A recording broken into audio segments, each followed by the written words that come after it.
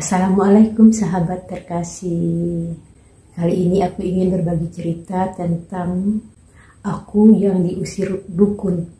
Seorang dukun ngamuk-ngamuk ke aku, sampai isi kebun binatang juga dibacain sambil menuding-nuding aku dan mengusir aku.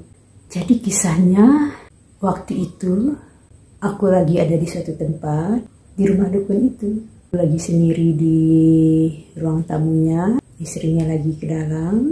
Aku dengar suara seruling, dan tidak berapa lama kemudian ada dua makhluk gaib masuk dengan memandang aku ketakutan. Jadi begitu dia masuk, aku melihat dia tingginya kurang dari 1 meter. Dia mau maju tapi takut karena aku melihat dia. Mau mundur, dia juga ragu karena di dalam ada suara seruling yang memanggil-manggil dia. Begitu terus, maju, mundur, maju, mundur. Aku liatin aja dia. Gak berapa lama kemudian, aku mendengar suara dari belakang mau menuju ke ruang tamu.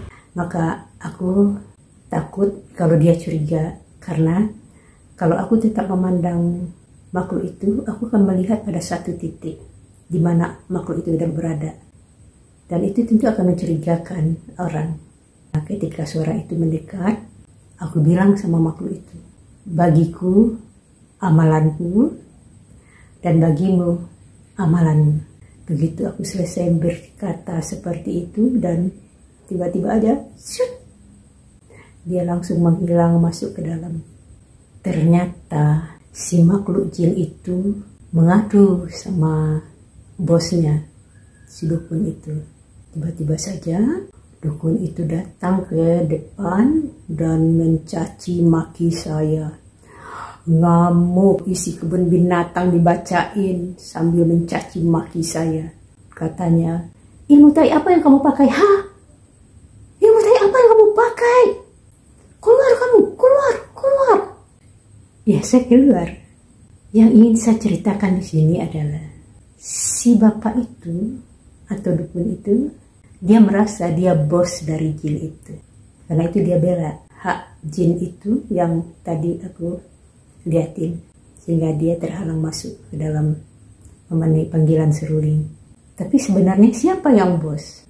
Jin itu malah memberikan perintah-perintah sama dia. Suruh sediain kembang 7 macam, suruh sediain keris, atau suruh sediain ayam hitam, atau suruh lebih parahnya lagi, suruh sembelih ayam hitam terus minum darahnya. Padahal itu kan najis dalam Islam. Jadi dia menyesatkan kayak begitu. Dia beri sedikit pertolongan tetapi kita disesatkannya. Jadi yang bos siapa? Dukun itu yang merasa dia bos dari jin itu, atau jin itu sendiri yang bos dari si dukun? Hati-hati kita di sini.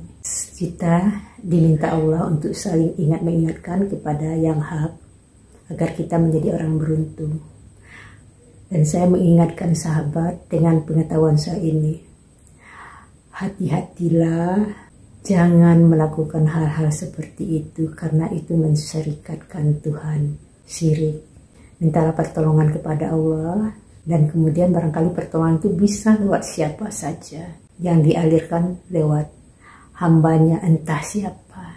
Tetap yakin pada agama kita, tetap yakin pada ajarannya, dan tetap yakin bahwa Allah akan memberikan pertolongan kepada kita. Kalau kita bersungguh-sungguh memintanya dan menjalankanlah perintah dan menghindari larangannya atau tidak melakukan apa yang dilarangnya. Mari kita besarkan agama kita dan mari kita ingatkan sesuatu yang salah itu adalah salah. Karena dosa syirik ini adalah dosa terbesar yang tidak mendapat ampunan dari Allah. Hati-hati kita, jangan sampai terperosok melakukan hal seperti itu. Terima kasih telah mengikuti channel saya dan wassalam.